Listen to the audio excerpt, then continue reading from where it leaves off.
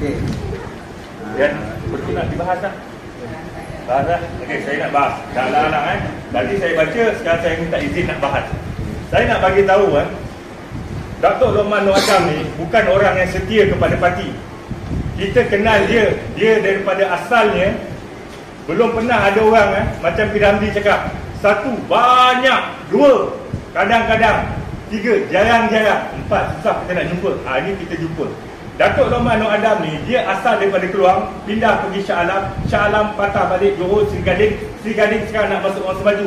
Belum pernah ada saya jumpa mana-mana ahli tukar banyak bahagian. Dia bukan orang setia. Dan dia pernah keluar daripada UMNO, menyertai PKR, membalon orang UMNO bagian nak gerak.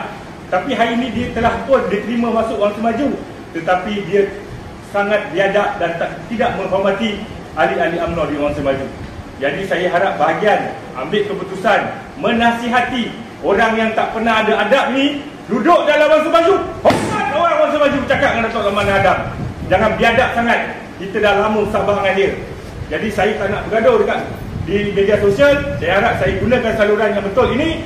Saya harap dia buat permohonan maaf kepada sesiapa, termasuk yang pergi ke Istana Kehakiman yang memberi solidaritas kepada Datuk Seri Najib.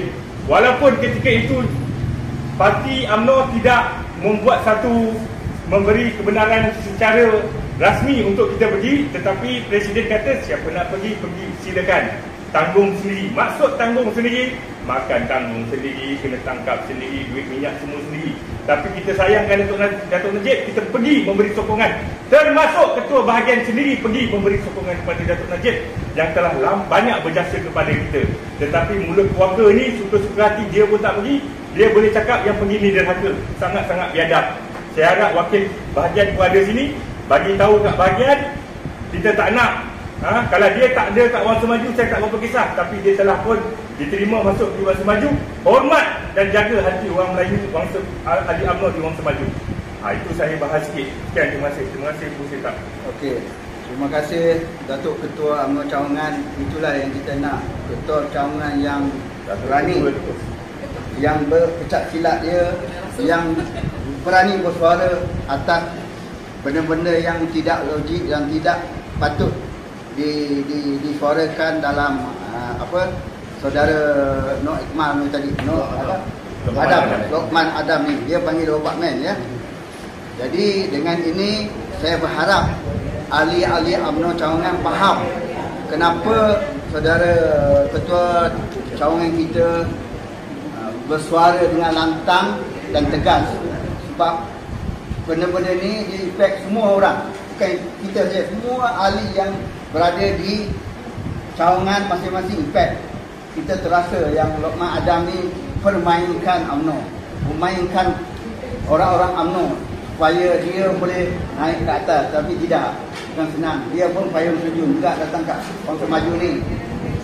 Dia tiba-tiba mungkin dia nak jadi ketua bahagian, saya rasa tak jadi kot. Dan perangai dia macam tu, saya harap kita jangan sokong dia lah. Saya harap macam tu lah. Sebab dia tak, bagi kita, bagi saya dan juga pandangan saya lah, dia memang macam tu perangai dia. Tak layak untuk berada di bahagian Orang Semaju kita sendiri ya. Seterusnya kita pergi ke agenda ke-9, ucapan penangguhan persidangan. Okay, last ucapan penangguhan persidangan. Okay, saya terima kasih kepada Bu Sitap kerana menerima usul yang saya bawa. Walaupun kenapa saya tadi keras, memang kena sebab terpaksa kita gunakan saluran. Saya telah dinasihatkan oleh Ketua UMNO bahagian Orang Semaju supaya saya tidak bergaduh dekat media sosial. Jadi saya ambil pendekatan, saya akur dengan kita tu. Jadi saya benda-benda yang tak betul saya bawa melalui saluran yang betul. Kita menggunakan